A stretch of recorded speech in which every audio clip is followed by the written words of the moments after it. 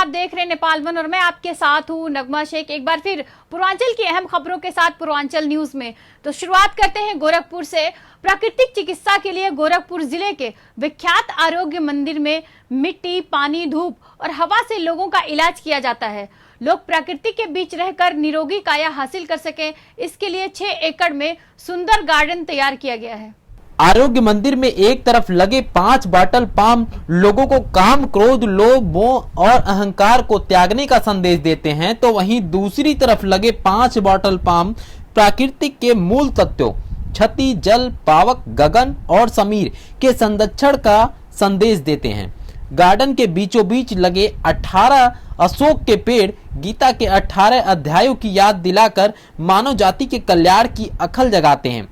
तो वहीं आपको बता दूं कि बिमल कुमार मोदी की निगरानी में 40 वर्षों से इस गार्डन की छवि को दिनों दिन निखारने का काम किया जा रहा है। मैं अपने अंदर बहुत एक डिफरेंस महसूस कर रहा हूं। और अगर मैं अपना शुगर का बताऊं, शुगर लेवल जब मैं आया था तो मेरा फास्टिंग में 196 था, जो कि अब आज मॉर्निंग में 116 आ गया है, जो कि बिल्कुल नॉर्मल रेंज के पास में पहुंच गया है। इस प्रांगण में बहुत से पेड़, वृक्ष, हरियाली है और इस हरियाली का तात्पर्य है कि ये बाहर के वातावरण से 2% ऑक्सीजन ज्यादा देता है और ज्यादा ऑक्सीजन देने से मरीजों के रोग निवारण में आसानी होती है। आरोग्य मंदिर के इस गार्डन में तुलसी, जरांकुश, एलोवेरा, गिलोय, हिस्टीबी, आम, लीची, बेल, चीकू, शरीफा, अमरूद, गुलहड़, कामनी, चांदनी, बेली, गुलाब, टिकोमा, कचनार, पेंटास, रातरानी, कनेर, सागौन, बाटल पाम, रबर प्लांट, अशोक, अमलतास, गुलमोहर, बाटल ब्रश, नी, कोटेन, फीस palm, China palm, areca palm जैसे अनेकों पौधे लगाए गए हैं, जिनकी मदद से हर साल हजारों रोगियों को निरोग करने का काम किया जाता है। खबर गोरखपुर से है, जहां पर बीएड स्टूडेंट मधुलिका मिश्रा की हार्ट सर्जरी के लिए उत्तर प्रदेश के मुख्यमंत्री योगी आदित्यनाथ ने इस गरीब लड़की और इस गरीब परिवार की बड़ी मदद की। गोरखपुर के कंपेरगंज विधानसभा के मछली गांव की रहने वाली मधुलिका मिश्रा काफी समय से अपने हृदय रोग से परेशान थी। डॉक्टरों ने जांच में पाया कि लड़की के दोनों वाल्व खराब हो गए हैं और इसका ऑपरेशन कराना पड़ेगा, जिसमें रकम भी काफी लगेगी, जिसकी वजह से पूरा परिवार परेशान हो गया था। जब उत्तर प्रदेश के मुख्यमंत्री योगी आदित्यनाथ तक यह सूचना पहुंची तो उन्होंने ऑपरेशन के लिए पैसे की व्यवस्था सरकार की तरफ से कर दी। मैं माननीय मुख्यमंत्री श्री योगी आदित्यनाथ जी महाराज को अपने हृदय से धन्यवाद देता हूं, जो मेरी पुत्री के दवा के लिए धन स्वीकृत किए हैं।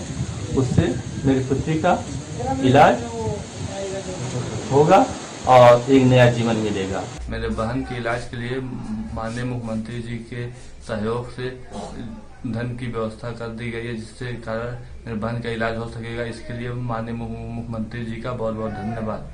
उत्तर प्रदेश में सरकार द्वारा पीड़ितों की मदद तो कई बार हुई है, लेकिन यह पहला मामला सामने आया है जब किसी की मदद के लिए उत्तर प्रदेश के मुख्यमंत्री स्वयं आगे आए और पूरे परिवार की भरपूर मदद की। गोरखपुर से जगदम्बा त्रिपाठी की रिपोर्ट। गोरखपुर में वन विभाग की तरफ से भी अब विकास के कार्य को 4 चांद लगाने का काम किया जा रहा है। जिले में वन विभाग की तरफ से रामगढ़ जंगल को गार्डन के रूप में विकसित किया जा रहा है, जिसका जिक्र रामायण और वेदों में भी मिलता है। इन सभी मुद्दों पर हमारे संवाददाता विकास श्रीवास्तव ने खास बातचीत की गोरखपुर के मुख्य वन संरक्षक दीपक कुमार से।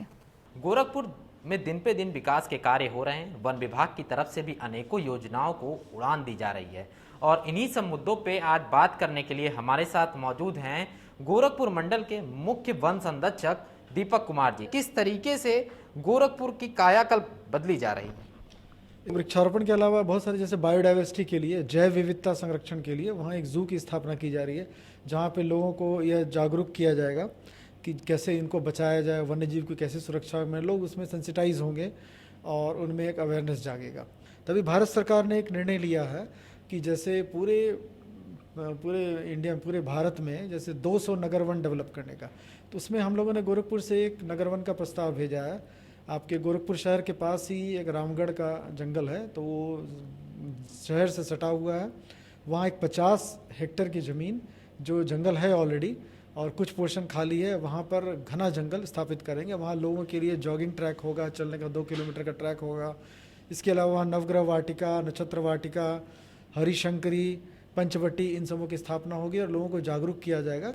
सर, गोरखपुर में अगर हम जू की बात करें तो क्या उम्मीद की जाए सर, कब तक गोरखपुर वासियों को जू का सुख मिल सकता है? इस साल के अंत तक उसके कंस्ट्रक्शन वर्क पूरे हो जाएंगे और आई थिंक कुछ समय और लगेगा, 2-3 महीने, कि सेंट्रल जू अथॉरिटी जब ओके कर देगी, इसको अनुमोदित कर देगी, तो जानवर वगैरह एक्सचेंज जो प्रोग्राम, कहाँ से क्या जानवर आ रहे हैं इन्होंने तय कर लिया है, कहाँ से कौन सी वाइल्ड लाइफ आएगी, किस जू से आएगी, किस जगह से आएगी। अब वो है कि कंस्ट्रक्शन वर्क अगर पूरा हो जाए तो जल्द से जल्द ये लोग एक्सचेंज प्रोग्राम पर ध्यान देंगे। सर, इसके अलावा गोरखपुर की जो जिला प्रशासन है उसकी तरफ से भी वन विभाग को जमीन दी जाने की बात कही जा रही है। कितनी जमीन सर दी जा रही है? रामगढ़ ताल के एरिया में भी कुछ है जो करीब 300-400 एकड़ है ज़मीन है, 300-400 एकड़ है, जहाँ पर वन विभाग ने पहले कभी रोपण किया था, तो वो अभी भी रोपण उसमें है, पेड़ खड़े हैं, तो उसको और एनरिच करने के लिए और घना बनाने के लिए उसको देने का प्लान है। हम लोगों ने प्रस्ताव भेजा है कि उस ज़मीन को 150 एकड़ को हमें दे दिया जाए, जिससे कि और घना जंगल वहाँ स्थापित कर दें। जू के आसपास ही है, तो लोग जो चिड़ियाघर में घूमेंगे उनको एक शुद्ध हवा मिलेगी और घने जंगल का आभास भी होगा। वन विभाग की तरफ से गोरखपुर के विकास के लिए अनेकों कदम उठाए जा रहे हैं ताकि गोरखपुर वासियों को शुद्ध हवा मिल सके और वो अपने जीवन को सुचारू रूप से जी सके। कैमरा पर्सन शैलेश के साथ विकास श्रीवास्तव। उत्तर प्रदेश सरकार जहां प्राइमरी व जूनियर हाई स्कूलों को मॉडल व हाईटेक बनाने में जुटी है, वहां आज भी तमाम ऐसे विद्यालय हैं जहां प्राथमिक शिक्षा तो दूर की बात है, विद्यालय में बच्चों की समुचित व्यवस्था तक नहीं है और तो और अधिकांश विद्यालयों में बुनियादी सुविधा का भी अभाव है। जनपद के बेतालपुर विकास खंड के उसरा जूनियर हाई स्कूल में जर्जर भवन के कारण बच्चों व शिक्षकों को काफी कठिनाइयों का सामना करना पड़ रहा है।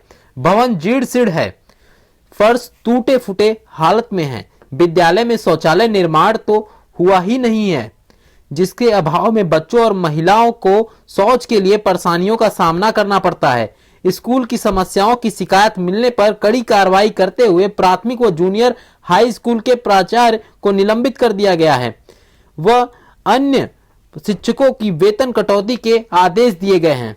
रूटीन जांच पे मैंने उसरा बेतालपुर के उसरा प्राथमिक और जूनियर दोनों का औचक निरीक्षण किया था, तो उसरा प्राथमिक में तो कुछ तब भी कुछ बेहतर था, लेकिन वहाँ अध्यापक अनुपस्थित मिले थे और साफ सफाई नहीं मिली।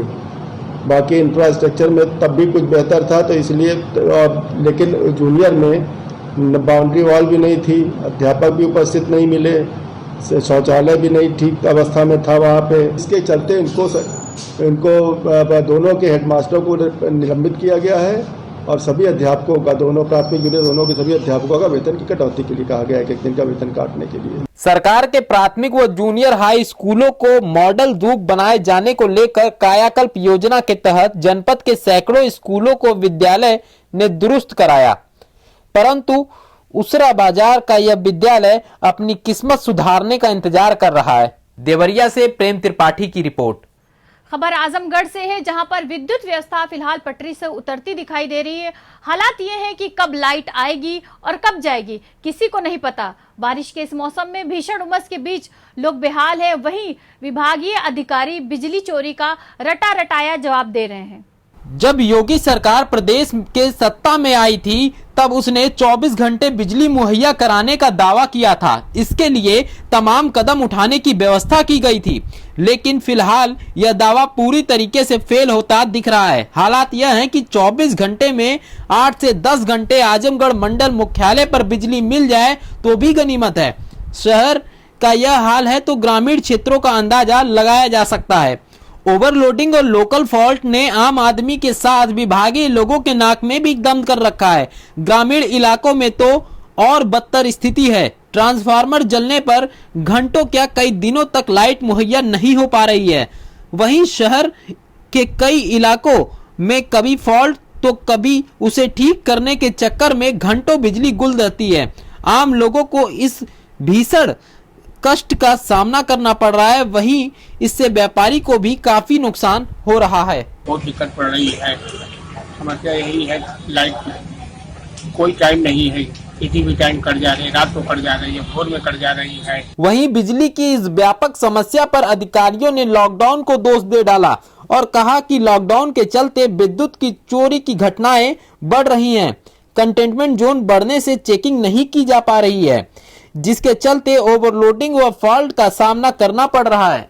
थोड़ा बरसात की वजह से थोड़ी सी दिक्कत आई है, जो टिपिंग थोड़ा बहुत ज़्यादा हुआ है, लेकिन तो इसमें हमने सभी एसडीओ और लाइन स्टाफ को गाइडलाइन जारी कर दिया है कि मतलब कम से कम शटडाउन लें और एक बार में 3-4 ज़्यादा कंप्लेन हो जाए, 3-4 कंप्लेन हो जाए तभी शटडाउन लें। गर्मी और उसके बाद बारिश के दौरान भीषण उमस के बीच हर साल बिजली विभाग बेपटरी हो रहा है। सारी व्यवस्थाएं खेल देखने लगती हैं।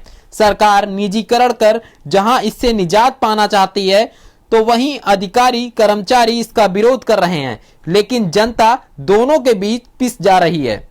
प्रदेश में माफियाओं पर लगातार नकेल कसने की कवायद चल रही है। इसी के मद्देनजर गाजीपुर जिले के थाना करीमुद्दीन पुलिस को बड़ी कामयाबी मिली, जब महम गांव के प्रधान प्रतिनिधि व मुख्तार अंसारी गैंग के सदस्य नन्हे खां को पुलिस ने उसके गांव के बाहर ही दबोच लिया। इस पर 25,000 का इनाम भी था।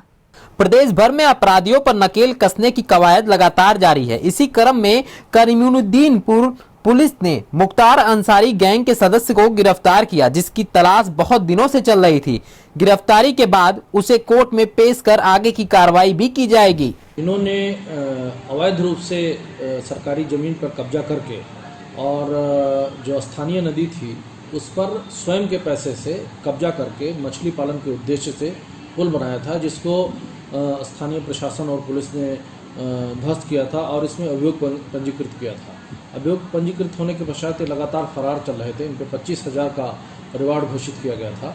आज प्रातःकालीन इनको करीमुद्दीन पुलिस ने गिरफ्तार किया है। बता दें कि नन्हे पर मंगई नदी की जमीन पर कब्जा करने व मछली पालन कराने के साथ ही साथ अवैध पुल का निर्माण कराने का भी आरोप है, जिसके बाद पुलिस ने मौके पर पहुंचकर अवैध पुल को ढहाने के साथ ही जमीन को कब्जे से हटवाया था।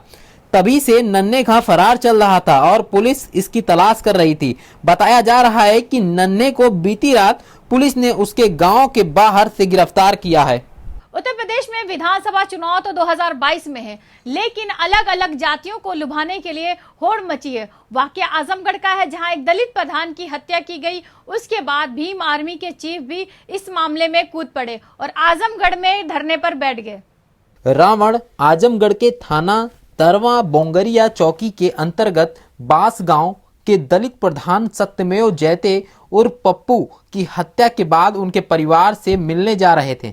उनकी मांग है कि हत्यारों को जल्द से जल्द पकड़ा जाए और उनको फांसी हो, लेकिन आजमगढ़ जनपद के जिलाधिकारी ने उनको जाने के लिए परमिशन नहीं दिया, जिस पर वे अमड़ी टोल टैक्स पर धरने पर बैठ गए। हमारे एक दलित समाज के प्रधान की हत्या करके, वो भी कहकर हत्या की गई है और ये बताया गया परिवार को जाकर कि जाइए आपके प्रधान की हत्या कर दी, उसकी लाश उठा लें। ये उत्तर प्रदेश है, हम लोग इतने कमजोर नहीं कि हमारे लोगों की लाशों से जो है खेला जाए और हमें जो है धमकाया जाए। मैं अपने परिवार से मिलने जाना चाहता था, लेकिन प्रशासन का कहना है कि आप वहाँ नहीं जा सकते। देखिए बात ऐसी है साहब, मैं आया हूँ तो मैं अपने लोगों से मिलकर जाऊँगा। इस घटना से एक बात तो साफ हो गई है कि जब चुनाव करीब आते हैं तो सभी पार्टियां अपने अपने वोट बैंक को लुभाने में लग जाती हैं। इसी का परिणाम है जिस तरीके से पहले बसपा सुप्रीमो मायावती ने ट्वीट किया, फिर कांग्रेस के प्रदेश अध्यक्ष आजमगढ़ में धरने पर बैठे और अब भीम आर्मी के चीफ चंद्रशेखर आजाद रावण। आजमगढ़ से रतन प्रकाश की रिपोर्ट। शनाई के मशहूर जादूगर भारत रत्न उस्ताद बिस्मिल्लाह खां साहब की 14वीं पुण्यतिथि के अवसर पर बनारस के हर खास व आम ने उन्हें श्रद्धा सुमन अर्पित किए। आज से 14 वर्ष पूर्व 21 अगस्त 2006 को शहनाई विख्यात कलाकार भारत रत्न उस्ताद बिस्मिल्लाह खां का इंतकाल हुआ था। सिगरा के फातिमा स्थित कब्रगाह में उनको सुपुर्दे खाक किया गया था। खां साहब के चाहने वालों व बनारस के लोगों के विशेष आग्रह के बाद तत्कालीन सपा सरकार ने खां साहब का भव्य मकबरा बनवाया था।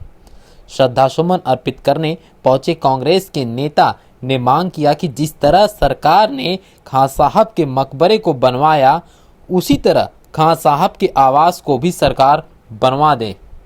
आज हम सब लोग अपने काशी के लाल हम सब लोग जिनको उस्ताद कहते थे, ऐसे आदरणीय बिस्मिल्लाह खां साहब की पुण्यतिथि है और उनकी पुण्यतिथि पर आज हम लोग प्रत्येक वर्ष कांग्रेस के साथी, कांग्रेस के लोग प्रत्येक वर्ष आते हैं और उनको श्रद्धांजलि देते हैं, उनको नमन करते हैं। राष्ट्रीय स्तर के समस्त कलाकारों को उनकी पुण्यतिथि पर सामूहिक रूप से श्रद्धा सुमन अर्पित करने वाले बनारस के डर्बीशायर क्लब ने खां साहब को श्रद्धा सुमन अर्पित करने के बाद भारत सरकार से मांग की कि काशी के इस महान धरोहर भारत रत्न उस्ताद बिस्मिल्लाह खां साहब की आदमपुर प्रतिमा वाराणसी कैंट स्टेशन के बाहर लगाएं, जिससे बनारस आने वाले देशी व विदेशी पर्यटक खां साहब को याद कर सकें। आज उनकी हम लोगों ने 14वीं पुण्यतिथि सादगी के साथ मनाया, क्योंकि मुहर्रम में वो इसी जगह शहनाई बजाते थे 8 तारीख को 5 तारीख को। ये मुहर्रम का महीना चल रहा है, इसलिए हम लोगों ने आज सादगी से उनकी 14वीं पुण्यतिथि मनाया है। लॉकडाउन को देखते हुए और कोरोना महामारी को देखते हुए हम लोगों ने सादगी से मनाया है। काशी की महान धरोहर और गंगा जमनी तहजीब के प्रतीक शहनाई सम्राट भले आज इस दुनिया में नहीं है, लेकिन वो काशी के कला प्रेमियों के मन में आज भी जीवित हैं। बनारस से मनीष चौरसिया की रिपोर्ट। गणेश चतुर्थी पर्व पर वाराणसी में तमाम संस्थाओं द्वारा मनाया जाने वाला गणेश उत्सव इस वर्ष कोरोना की भेंट चढ़ गया है। इन संस्थाओं द्वारा गणेश चतुर्थी पर्व पर केवल प्रथमेश की ही मात्र पूजन अर्चन किया जाएगा। वाराणसी में गणेश चतुर्थी पर्व पर तमाम मराठा संस्थाओं द्वारा 3 दिनों से 7 दिनों तक विशेष उत्सव मनाया जाता है, जिसके तहत सांस्कृतिक कार्यक्रम किया जाता है। पर इस वर्ष कोरोना के कारण कोई भी संस्था सांस्कृतिक कार्यक्रम आयोजन नहीं कर रही है। वाराणसी की प्राचीन संस्था श्री काशी गणेश उत्सव समिति द्वारा पिछले 124 वर्ष से प्रत्येक वर्ष भगवान गणेश की प्रतिमा स्थापित कर 7 दिवसीय सांस्कृतिक कार्यक्रम का आयोजन किया जाता था। हमारा ये काशी श्री काशी गणेश उत्सव कमेटी ये संस्था को 125 साल पुरानी है। इस बार हम 123वां गणपति उत्सव मनाने जा रहे हैं। इस बार कोरोना काल में सिर्फ भगवान की पूजा करेंगे और बाकी कोई भी सांस्कृतिक कार्यक्रम नहीं होने वाले हैं। वर्ष 1960 में पंजीकृत नूतन बालक गणेश उत्सव समाज सेवा मंडल के सचिव माधव सिंधोरा ने बताया कि यह कमेटी 110 साल पुरानी है, जो हर साल भगवान गणेश की भव्य प्रतिमा स्थापित कर 3 दिनों तक विभिन्न सांस्कृतिक कार्यक्रमों का आयोजन करती थी। पर इस वर्ष संस्था द्वारा भगवान गणेश की छोटी सी प्रतिमा स्थापित कर सिर्फ पूजा की जाएगी। यहाँ पर एक समय ऐसा था कि बनारस के क्या अंतर्राष्ट्रीय ख्याति प्राप्त शास्त्रीय संगीत के तबला वादक, सितार वादक ये लोग आके यहाँ पर अपना जो है कार्यक्रम प्रस्तुत किया करते थे। जैसा गवर्नमेंट ने गाइडलाइन बताया उसी के तहत यहाँ पर कार्यक्रम हो रहे हैं। यहाँ पर जो भी प्रतियोगिताएं होंगी वो सब ऑनलाइन होंगी। संस्था द्वारा आयोजित सांस्कृतिक कार्यक्रम में हर वर्ष राष्ट्रीय स्तर के कलाकार शिरकत करते थे, लेकिन कोरोना के संकट के चलते आस्था का पर्व तो मनेगा, लेकिन रौनक गायब रहेगी। वाराणसी से मनीष चौरसिया की रिपोर्ट। मिर्जापुर जिले में जीडी बिनानी पीजी कॉलेज में फर्जी नियुक्ति पत्र दिखाकर एक शिक्षक के नौकरी ज्वाइन करने का सनसनीखेज मामला सामने आया है। फर्जी तरीके से नौकरी हासिल करने वाला शिक्षक को उच्च शिक्षा निदेशालय की ओर से वेतन भुगतान भी किया जाता रहा। मामले के खुलासे के बाद मुकदमा दर्ज कर पुलिस इस मामले की जांच में जुटी है। डॉक्टर अरविंद मिश्रा ने मिर्जापुर के जीडी बिन्नानी पीजी कॉलेज के समाजशास्त्र के प्रवक्ता डॉक्टर राजेश पांडे के खिलाफ प्रयागराज के सिविल लाइंस थाने में आईपीसी की धारा 409 और 420 के तहत मुकदमा दर्ज कराया है। उन्होंने आरोप लगाया है कि राजेश पांडे ने फर्जी तरीके से अपना रेगुलराइजेशन करा लिया है। इसके साथ ही एकल संचालन द्वारा लाखों रुपए का भुगतान भी प्राप्त किया है, जिससे सरकार के खजाने को लाखों का चूना लग रहा है। जबकि इस मामले में तत्कालीन प्रबंध समिति के सचिव और प्राचार्य ने अपनी असहमति जताते हुए उच्च शिक्षा निदेशालय को यह जानकारी दी थी कि बैकुंठ नाथ राय नाम के किसी व्यक्ति ने कभी भी इस महाविद्यालय में कार्य नहीं किया। इसके बावजूद निदेशालय ने अवैध रूप से फर्जी शिक्षक को वेतन भुगतान जारी रखा और किसी तरह की वैधानिक कार्रवाई नहीं की गई। शिकायतकर्ता ने आरोप लगाया कि राजेश पांडे ने इंटरमीडिएट की एक ही सत्र में 2-2 डिग्री हासिल की और दोनों को उन्होंने अलग अलग उपयोग भी किया। फाइनेंस डिपार्टमेंट जब वो बंद कर दिया गया उसके बाद उन्होंने बैक डेट दिखा के फर्जी पद बैकुंठ नाथ राय का दिखा करके उन्होंने अपनी नियुक्ति कराई और डायरेक्टर ऑफिस के मिली भगत से, संपूर्ण डायरेक्टर ऑफिस के मिली भगत से उन्होंने विनियमितीकरण करा करके करोड़ों रुपए का अपना एरियर भुगतान भी करा लिया और विनियमितीकरण करा लिया। और इस बाद में एकल परिचालन से जो अधिकारी इसमें रहे वो सब संलिप्त हैं, पूरा डायरेक्टर ऑफिस संलिप्त है। हमारे प्रबंध समिति के लोगों ने और प्रिंसिपल ने उस समय 2003 में भी लिख के दिया था कि बैकुंठ नाथ राय कभी महाविद्यालय में नहीं है, और आज भी बैकुंठ नाथ राय के लिए प्रवर्तमान प्राचार्य भी लिख के दिए हैं कि वो नहीं है। पूरा प्रकरण उच्च शिक्षा निदेशालय के संज्ञान में होने के बावजूद फर्जी भुगतान अभी भी जारी है। इस मामले में एसपी सिटी दिनेश कुमार सिंह का कहना है कि यह पूरा मामला भ्रष्टाचार और सरकारी धन के अपव्यय से जुड़ा हुआ है। पूरी संवेदनशीलता के साथ सभी पक्षों की जांच कर इस मामले में पुलिस जल्द कार्रवाई करेगी। उसमें आरोप ये है कि वहाँ पर किसी बिना टीचर की नियुक्ति के, किसी बैकुंठ राय नाम के व्यक्ति की बिना नियुक्ति नहीं थी और उन्होंने कभी वहाँ पे स्कूल पे गए नहीं थे और उनके नाम से फर्जी तरीके से धन का आहरण हुआ वहाँ पे, और उसमें आरोपित किया गया है एक प्राचार्य को कि जिनके मिली भगत से ऐसा हुआ है। और इवन देखिए प्राचार्य की खुद भी नियुक्ति को उस पर क्वेश्चनेबल किया गया है कि उनकी 2 डिग्रियां एक ही सत्र की हैं। इन सारे बिंदुओं पर विवेचना की जा रही है। संबंधित सभी अभिलेखों को संकलित किया जाएगा। इसमें निदेशालय से भी अभियोग लिए जाएंगे और जो लोग भी इसमें दोषी होंगे किसी भी नियुक्ति प्रक्रिया में या सरकारी संपत्ति के गबन में, सबके विरुद्ध कानून कार्रवाई की जाएगी। बहरहाल पुलिस इस मामले में कार्रवाई में जुट गई है। प्रयागराज से आलोक सिंह। आज पूरे देश में कोरोना जैसी वैश्विक महामारी के इस कहर से व्यापारियों को दिक्कत का सामना करना पड़ रहा है। ओडीओपी से जुड़े व्यापारियों को आज इस वैश्विक महामारी के समय अपने बनाए गए सामानों को बेचना तो दूर, दुकान का किराया तक देने के लाले पड़ गए हैं। उत्तर प्रदेश में 1 डिस्ट्रिक्ट 1 प्रोडक्ट के तहत प्रत्येक जिले में प्रदेश सरकार द्वारा व्यापारियों को आगे बढ़ाने के लिए अनेकों कदम उठाए गए, लेकिन कोरोना जैसी वैश्विक महामारी के कारण आज प्रत्येक जिले में व्यापारियों को सिर्फ निराशा ही हाथ लग रही है। चाहे लखनऊ के चिकन हो या वाराणसी की मशहूर साड़ियां या भदोई के कालीन उद्योग। लॉकडाउन खुला तो कस्टमर का आना ही नहीं होता था, क्योंकि हम लोगों का माल जितना भी है वो सब टूरिस्ट के ऊपर डिपेंड है। टूरिस्ट का आना जाना बंद है, रेलवे का हिसाब किताब भी बंद है, ट्रेनों का और उसका फ्लाइट का भी हिसाब किताब बंद है। ना पब्लिक बाहर की इधर आ रही है, ना इधर की बाहर जा रही है, ना किसी तरह का कोई फंक्शन हो रहा, ना मीटिंग हो रही है गवर्नमेंट की, ना कोई शादी ब्याह पार्टी हो रही है, जिस कारण चिकन के बिजनेस पे सबसे ज्यादा बुरा असर पड़ा है। व्यापार चाहे चिकन हो चाहे दूसरे व्यापार हो, सब इफेक्ट हुए हैं इससे। हाँ, हम लोग का ज्यादा हुआ है क्योंकि ये सीजन का टाइम था हमारे। हर साल जहां मार्च से जून का समय चिकन के व्यापारियों के लिए बेहतर माना जाता था, लेकिन इस बार निराशा ही देखने को मिल रही है।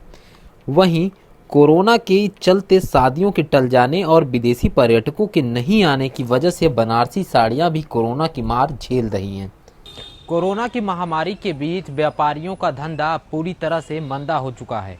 चाहे हम बात करें लखनऊ के चिकन व्यापारी की, या फिर बनारस के साड़ी की, या फिर भदोई के कालीन की, सभी व्यापारियों का हाल बुरा है। सबकी उम्मीद अब सरकार पर टिकी हुई है। कैमरा पर्सन शैलेश के साथ विकास श्रीवास्तव।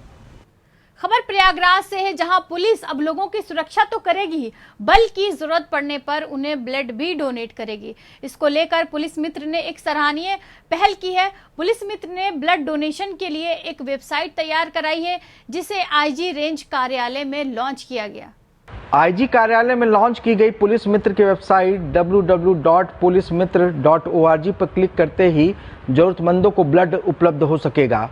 पुलिस मित्र के साथ ही ब्लड डोनेशन की इस मुहिम में कई सामाजिक संगठन भी आगे आए हैं, जिनकी मदद से अब तक स्वैच्छिक रक्तदान शिविर लगाकर 1500 यूनिट से ज़्यादा ब्लड डोनेट भी किया जा चुका है। आईजी केपी सिंह के मुताबिक इस मुहिम की शुरुआत 25 फरवरी 2017 को उनके कार्यालय में तैनात कांस्टेबल आशीष कुमार मिश्रा ने की थी। अब तक पुलिस मित्र लोगों को फ़ोन, व्हाट्सएप, फेसबुक और ट्विटर के जरिए ज़रूरतमंदों की मदद कर रही, लेकिन अब वेबसाइट लॉन्च होने के बाद एक क्लिक पर देश के किसी कोने में बैठे व्यक्ति को अगर ब्लड की ज़रूरत है तो पुलिस मित्र ऑनलाइन वेरिफिकेशन के बाद तत्काल ब्लड मुहैया करा सकेगी। आईजी के मुताबिक अब तक देश के 12 राज्यों में पुलिस मित्र ये काम कर रही है। आईजी रेंज के मुताबिक वेबसाइट में कोई भी व्यक्ति रजिस्ट्रेशन करा के रक्तदाता भी बन सकता है। आज उसकी शुरुआत, विधिवत शुरुआत एक वेबसाइट के थ्रू हुई है, pulismitra.org। मित्र में AA है तो जिसकी शुरुआत इसलिए भी एक बहुत सुखद कार्य है कि दुनिया में कहीं से भी जिसको ब्लड की रिक्वायरमेंट है वो उस पर लोड कर सकता है अपनी सूचना। और हमारा जहाँ परिवार है जिन प्रदेशों में, वहाँ पर हम उनके अगर परिजन हैं जिसको ब्लड की ज़रूरत है, वहाँ पर उनको ब्लड डोनेशन का कार्य करते हैं और उनकी मदद कर सकते हैं। इस वेबसाइट के जरिए जो लोग भी रक्तदान करेंगे या जिनकी रक्त की जरूरत होगी, दोनों लोगों को पुलिस मित्र टीम द्वारा वेरिफिकेशन किया जाएगा, उसके बाद ही उनकी मदद की जाएगी। अगर परिवार के लोग अपनों को रक्त नहीं दे रहे तो उनके मित्र भी पुलिस मित्र रक्तदान करने के लिए प्रेरित करेगी। इस वेबसाइट के जरिए पुलिस मित्र के बारे में सभी जानकारी हासिल की जा सकेगी। इस वेबसाइट की यूनाइटेड इंजीनियरिंग कॉलेज नैनी के कंप्यूटर साइंस के इंजीनियर संजीव और ऋषभ ने पुलिस मित्र की सेवा भावना से प्रेरित होकर तैयार किया है। हम लोग जिसकी भी मदद करते हैं तो वेरिफिकेशन करते हैं, तो दिन पे दिन सोशल मीडिया और टेक्निकल चीज़ें बढ़ते होने के क्रम में हम लोगों ने सोचा कि एक वेबसाइट क्रिएट किया जाए ताकि और आसानी से लोगों को सरल और सुगम भाव से ब्लड मिल जाए। तो हम लोगों ने www.pulismitra.org हम लोगों ने वेबसाइट बनाया। हमारी टेक्निकल टीम हमारे साथ सब लगी हुई है, पीछे साथ में खड़े हैं सब। इन लोगों ने पुलिस मित्र की वेबसाइट बनाई और इसके माध्यम से हम लोग वहाँ पे कोई भी व्यक्ति पूरे भारत में कोई भी व्यक्ति जाके रजिस्टर करके लॉगिन करके या रिक्वेस्ट करके ब्लड के लिए फॉर्म फिलअप कर सकता है और हम वेरिफिकेशन करेंगे। अगर लगता है कि वो वास्तविक ज़रूरतमंद है तो उसे हम ब्लड उपलब्ध कराएंगे निःशुल्क। बहरहाल इस मुहिम को जल्द ही यूपी पुलिस की वेबसाइट से लिंक कराया जाएगा और साथ ही टोल फ्री नंबर व ऐप भी जारी किया जाएगा। मुहिम की शुरुआत करने वाले कांस्टेबल आशीष मिश्र का कहना है कि इसके जरिए पुलिस विभाग की नकारात्मक छवि भी दूर होगी और लोगों के बीच अच्छा संदेश भी जाएगा। वैश्विक महामारी कोरोना से जंग जीतने वाले कुशीनगर जनपद में नगर सेवक के रूप में पहचान रखने वाले नगर पालिका परिषद के अध्यक्ष विनय जायसवाल ने अपने प्लाज्मा को कोरोना मरीजों के इलाज के लिए डोनेट करने की घोषणा की है। कुशीनगर जनपद के नगर पालिका परिषद पड़ौना के अध्यक्ष विनय जायसवाल, जिन्होंने अपनी टीम की मदद से स्वच्छता पर्यवेक्षण में जनपद में पहला स्थान दिलवाया है, लेकिन वे खुद कोरोना की चपेट में आ गए।